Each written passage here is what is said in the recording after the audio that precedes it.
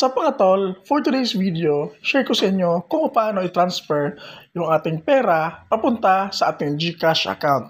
Dito mga tol, meron tayong 510 pesos. So yan po yung i-transfer natin sa ating GCash. So ngayon, ang gagawin nyo lang, i-click nyo lang dito yung bank transfer. Tapos dito mga tol, hanapin nyo lang po yung GCash.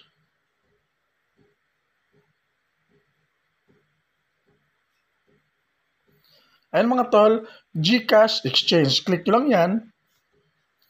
Tapos dito mga tol, ilagay nyo lang yung amount. So make sure lang na sakto yung perang ito-transfer ninyo. Dito mga tol, sa pag-transfer papunta sa GCash, meron po itong kaltas na 15 pesos. So dito yung amount natin na ilalagay is 495 pesos since meron tayong 510 pesos.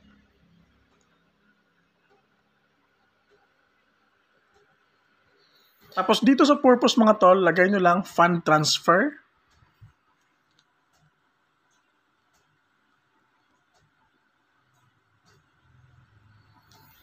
Tapos dito sa account number, ilagay nyo po dito yung GCash number ninyo.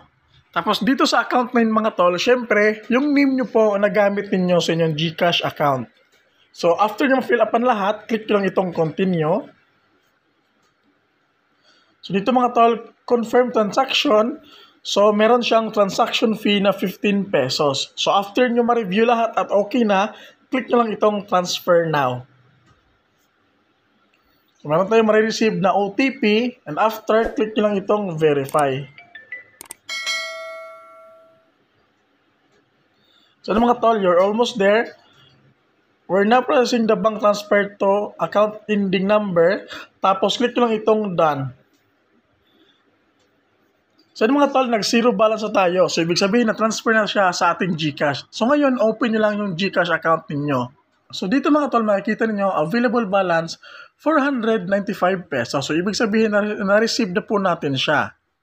So dito nga sa ating transaction history, makikita nyo receive from GCash from Paymaya Philippines. So mga tol, ganoon lang kabilis kung paano mag-transfer ng pera from Paymaya punta sa ating GCash. So meron na tayong ginawang separate video kung paano mag-transfer ng pera from GCash to GCash at from GCash to bank transfer. So yun lang mga tol, hope nakatulong tong video natin ngayon. Don't forget to like, comment, and subscribe.